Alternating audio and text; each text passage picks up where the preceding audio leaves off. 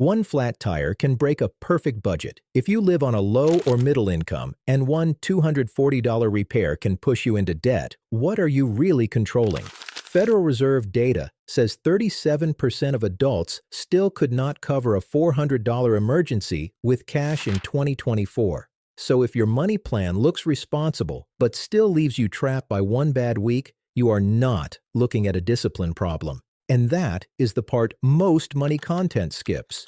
The budget is not breaking because you are lazy. It is breaking because it asks tired people with almost no margin to make careful money decisions all day. Welcome to the quiet side of money. No hype, just systems.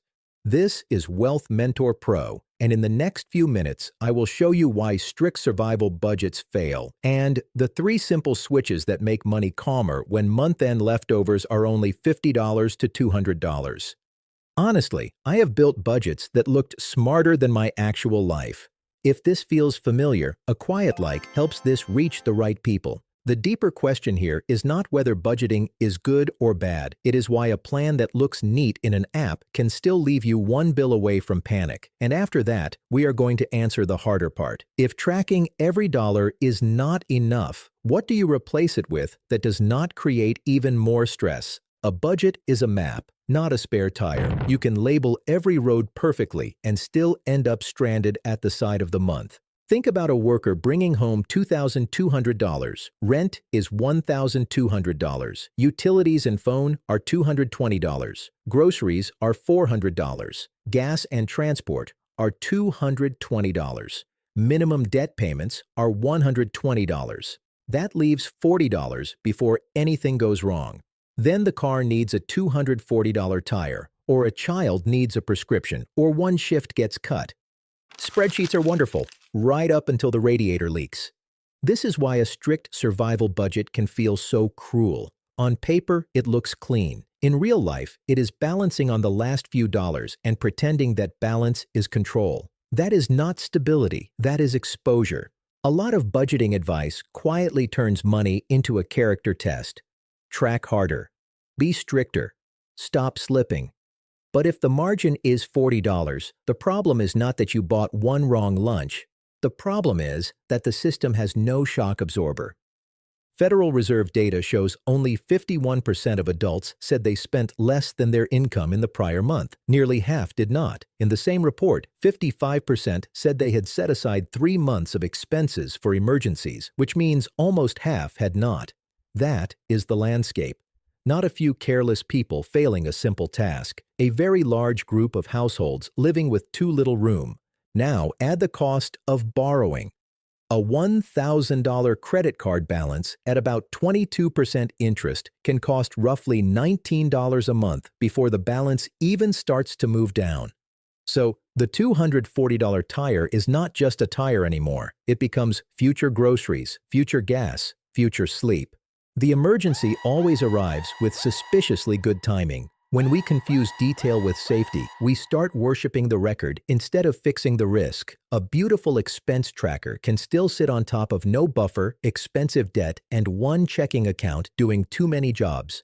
That is the paper tower in plain clothes. Do one thing today. Write down the next 3 expenses most likely to hit in the next 60 days. Not the last 3 mistakes. The next 3 hits: tires, co-pays, school costs. A bill due once a year that somehow still feels rude every time it appears. That small shift matters because it moves your mind from guilt to design. If you ignore this, the next surprise gets financed at the worst possible price. So here is the first answer. The budget fails because it has no margin. And a no-margin plan cannot survive a normal life. But that leads to the next problem.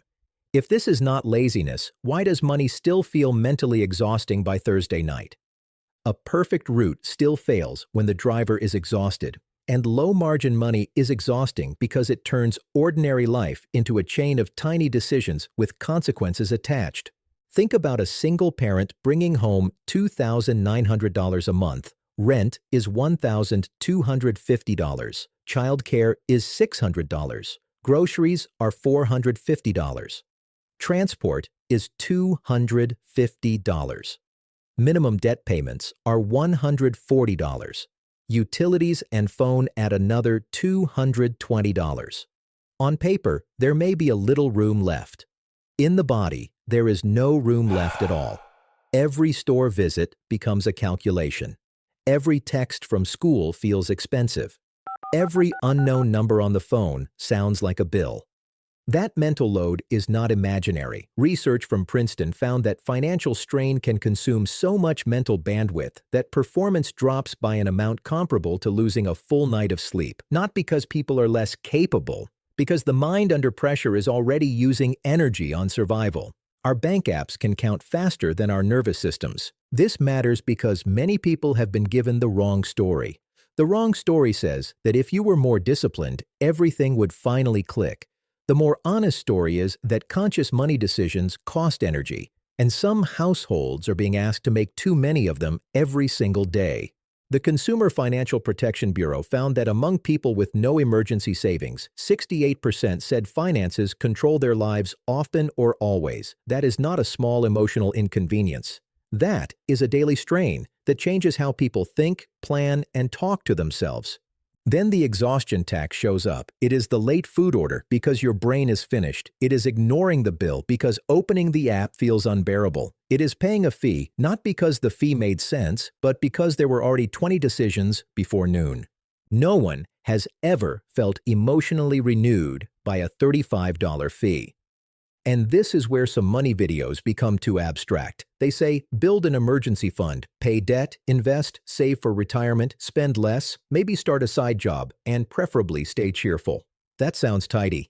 It also sounds like 9 full-time jobs trying to fit inside one paycheck. The quieter truth is more useful. When money is tight, reducing the number of decisions is not weakness. It is strategy. The goal is not to become a more obedient human spreadsheet. The goal is to protect your attention for the choices that actually matter. Reduce one repeated money decision this week. Set one bill to autopay. Move one due date closer to payday if the provider allows it. Decide one grocery amount for the week and stop renegotiating it every day. Small reductions in decision count can create real relief because they lower friction before they raise income. And the stakes are bigger than mood. When stress keeps pushing small problems onto credit, debt grows, buffers shrink, and net worth moves in the wrong direction. Net worth simply means what you own minus what you owe. Even if the number is small or negative today, the direction still matters. Constant fees and high interest balances pull it down. Small buffers and lower debt start pushing it back up. Medical costs make this worse in the United States. Federal Reserve data says 28% of adults skipped some medical treatment in the prior year because of cost. Separate survey work from KFF has found that 4 in 10 adults carry medical or dental debt. So when we talk about financial stress, we are not talking about weak habits. We are talking about rent, health, transport, and survival colliding in the same week. A $90 copay has a special talent for arriving with bad manners. If this strain stays unaddressed, you keep paying twice, once in money and once in mental energy. That is why the real solution is not more attention. It is fewer decisions by design, and once that clicks, the whole conversation starts to change. A dashboard is not an engine. Seeing every category in an app does not move the car if the fuel tank is empty. This is where the myth of control really falls apart. Many people are taught that the highest form of financial responsibility is detailed tracking. But tracking is a tool, not a shelter. It can show you what happened. It cannot absorb what happens next. The most useful number here is not a perfect grocery total to the cent. It is the distance between a problem and a crisis. If a $90 bill creates panic, the system is fragile. If a $90 bill is annoying but manageable, the system is getting stronger. Research from the Consumer Financial Protection Bureau found something important. About 35% of consumers with no emergency savings had overdrafted in the past year. Among people with some savings but less than 1 month of income, that figure dropped to 19%. Among those with at least 1 month of income saved, it dropped to 4%. That means a small buffer is not cosmetic. It changes outcomes.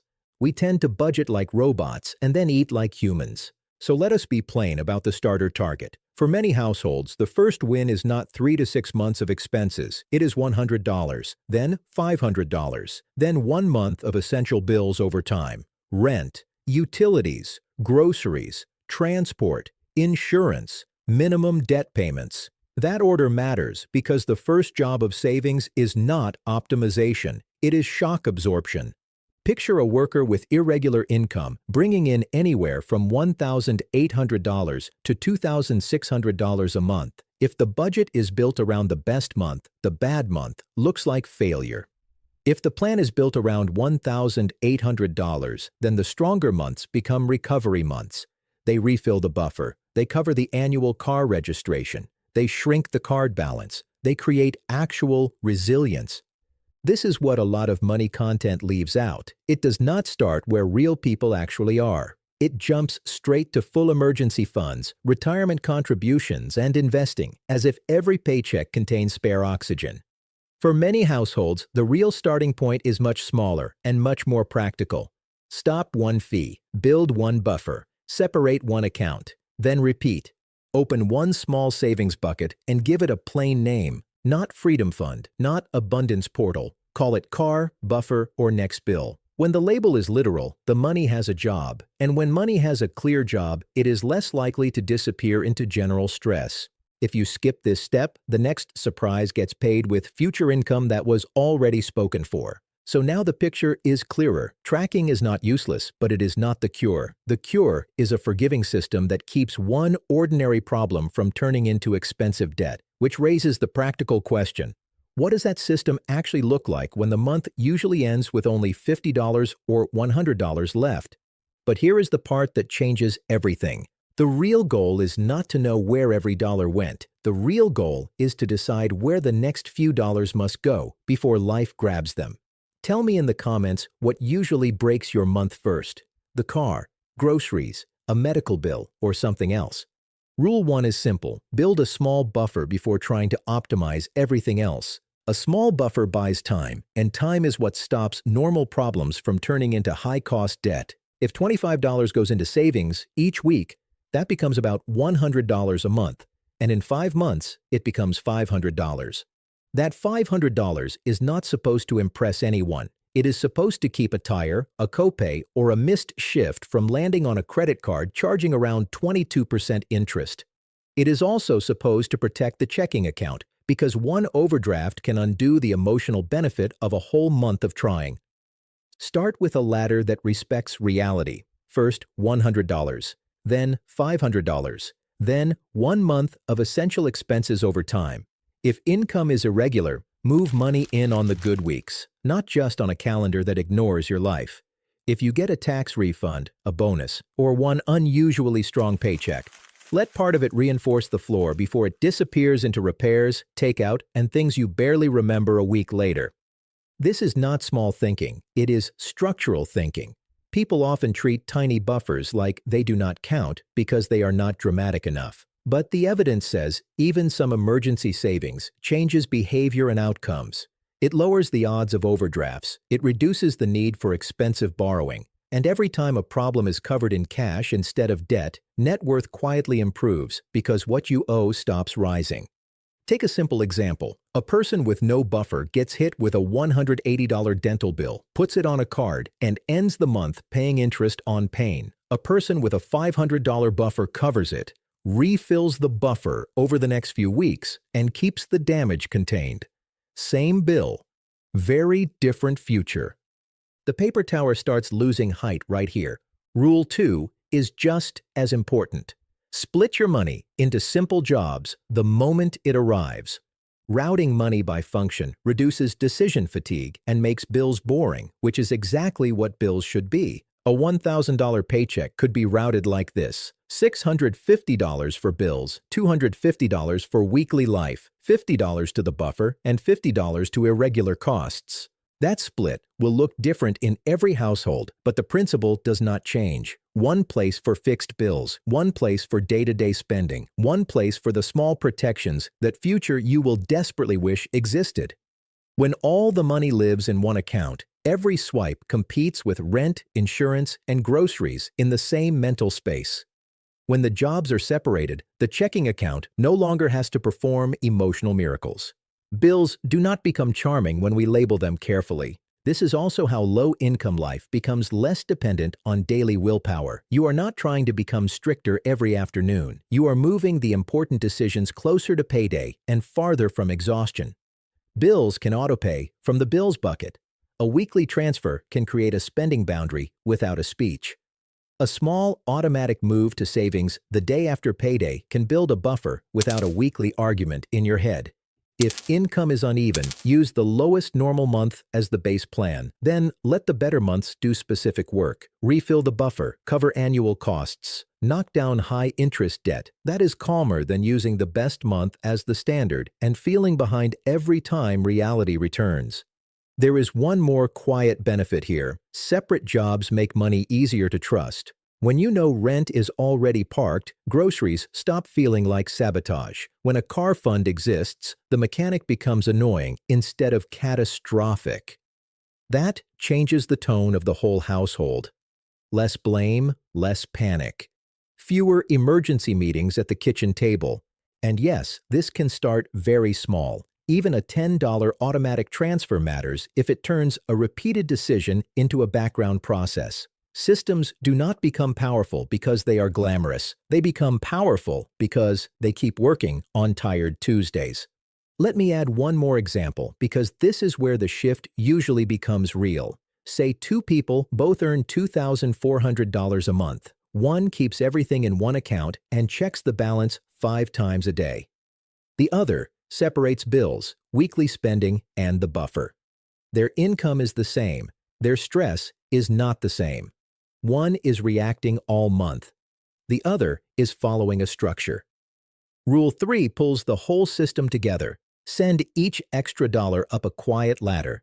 This grows net worth because it lowers what you owe and slowly builds what you own. If you find an extra $150 at the end of a month, one version of the ladder is $100 to high-interest debt, $30 to an irregular cost fund, and $20 toward long-term ownership once the basic floor is in place. Here, the order matters. Expensive debt first, because a card balance charging around 22% can eat progress while you sleep. Basic protection next, because a household with no insurance cushion, no deductible fund, and no room for repairs is always one event away from reversing course.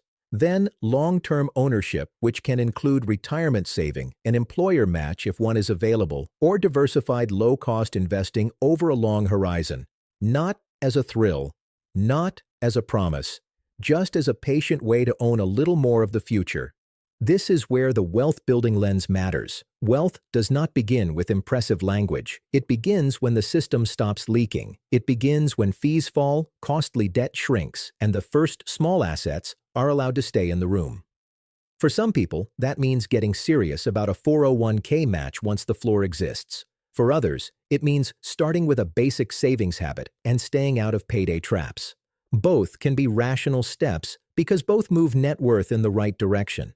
And this is why the loud advice to invest everything immediately can be incomplete for low-margin households. A person with no buffer may be forced to sell at the wrong time, skip a bill, or add new debt when life hits. Stability first is not fear. It is sequencing. Think about someone who finds an extra $300 from overtime. The old pattern is easy to guess. A few impulse purchases, one dinner out, one random household item, and the money dissolves. The quieter pattern is stronger. $150 reduces the card balance. $100 reinforces the buffer. $50 covers the next irregular expense. That is not flashy. It is how people slowly stop feeling trapped. So here is the ladder again in plain English. Stop the bleeding. Build the starter buffer. Route money by job. Reduce expensive debt. Add protection. Then let long-term ownership grow in the background. That path is not flashy, but it is exactly how many stable households are built. We do not need a heroic month. We need a repeatable one. Now we can answer the question from the beginning. What are you really controlling? Not every receipt, not every random expense, not every mood at the store. You are controlling the distance between a problem and a crisis. That is the part many people miss. Financial control is not perfect tracking. It is how many ordinary problems your life can absorb without borrowing, panicking, or starting over. A person with a $500 buffer, auto-paid bills, and one less high-interest balance may not look dramatic online. But that person is often far safer than someone with a gorgeous spreadsheet and no room for error. If the opening image was a tower of paper receipts, the better image is much less exciting. A plain bills account, a small savings bucket, a card balance slowly falling, 1 month where the car repair does not become next month's crisis. Quiet systems rarely look impressive. They just work. And that is why this matters for more than budgeting. It reaches into debt, protection, savings, and ownership. It changes net worth over time because fewer emergencies become debt and more income is allowed to stay in assets instead of flowing out through fees and interest. The progress can be slow. Slow is fine. Stable is powerful. At Wealth Mentor Pro, that is the version of progress we care about. Less noise, more structure, less guilt, more room to breathe. If your plan has been collapsing, it does not automatically mean you are careless. It may simply mean the plan was built like a paper tower in a windy room. The answer is not to hold your breath harder. The answer is to build lower, wider, and calmer. Next time money advice starts sounding like a test of character, listen for the missing piece. Does this plan survive a flat tire? Does it survive a copay? Does it survive a bad week? If not, it may be detailed, but it is not durable. Start smaller than the gurus suggest. Make the system gentler than your guilt suggests. Then let the boring parts do their work. That is how fake control turns into real stability. If you enjoyed this, you can leave a like and subscribe for more calm, practical videos like this. And if you want to keep going, the next suggested video is a good place to continue.